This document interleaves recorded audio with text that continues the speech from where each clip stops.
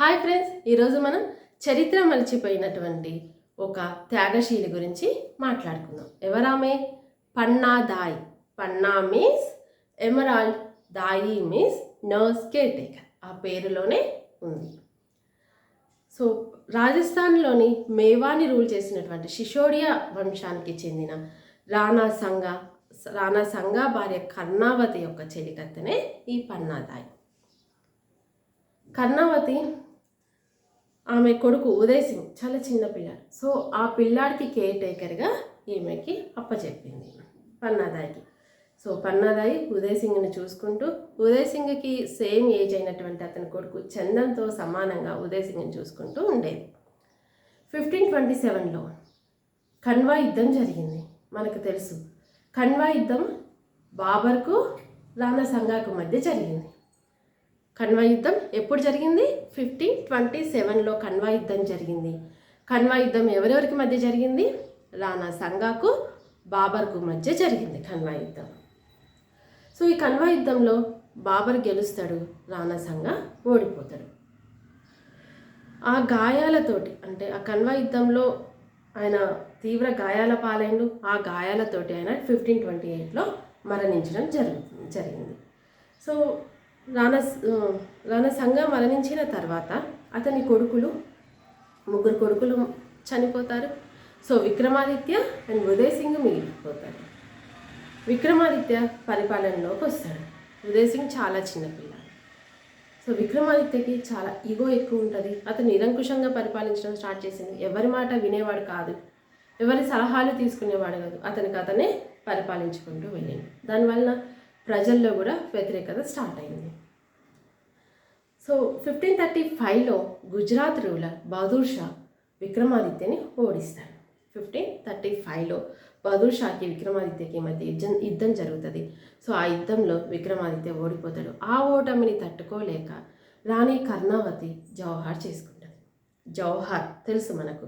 రాజపుత్ర రాణులు అగ్నిలో దూకి తాము ఆహుతి చేసుకోవడమే జవహార్.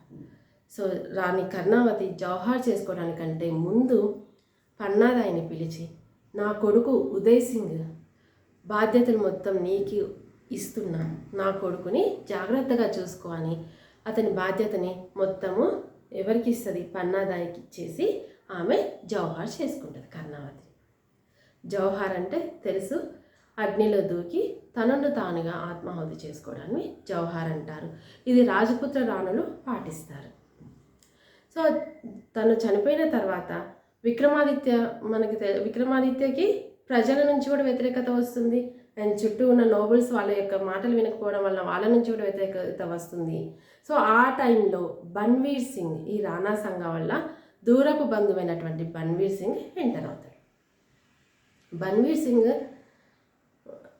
వచ్చి విక్రమాదిత్యని చంపేసి అతనికి వ్యతిరేకంగా ఉన్నటువంటి నోబుల్స్ ఉంటారు కదా, వాళ్ళని తీవ్రంగా గాయపరిచి వాళ్ళని బాధ పెట్టి అరెస్ట్ చేసి జైల్లో ఉంచుతాడు.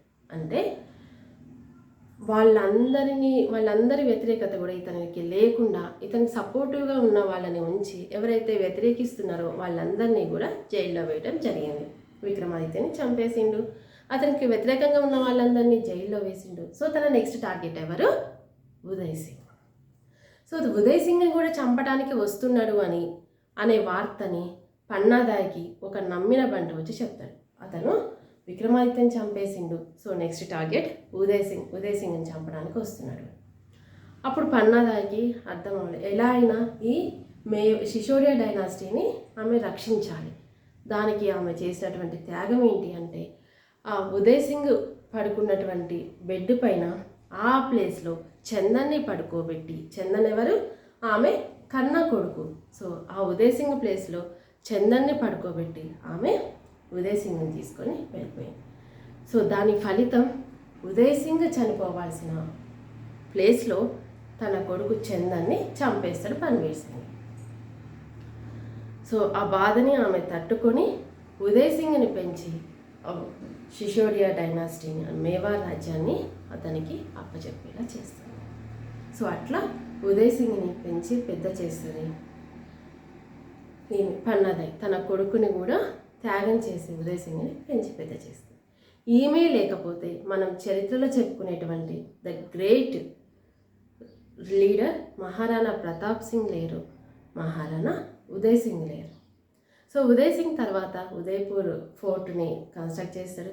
తర్వాత అక్బర్ తోటి యుద్ధం చేసేది గెరిల్లా పద్ధతిలో అక్బర్ తోటి యుద్ధం చేస్తాడు. సో మహారాణా ప్రతాప్ సింగ్ గురించి మనకు తెలుసు. సో అటువంటి గ్రేట్ లీడర్ మహారాణా ప్రతాప్ సింగ్ ఉండడానికి కారణమైనటువంటి మహిళ పన్నాదాయ్ అని చెప్పొచ్చు. సో చరిత్రలో సాక్రిఫైస్కి మరో పేరు ఎవరు అంటే పన్నాదాయ్. Thank you friends, thank you.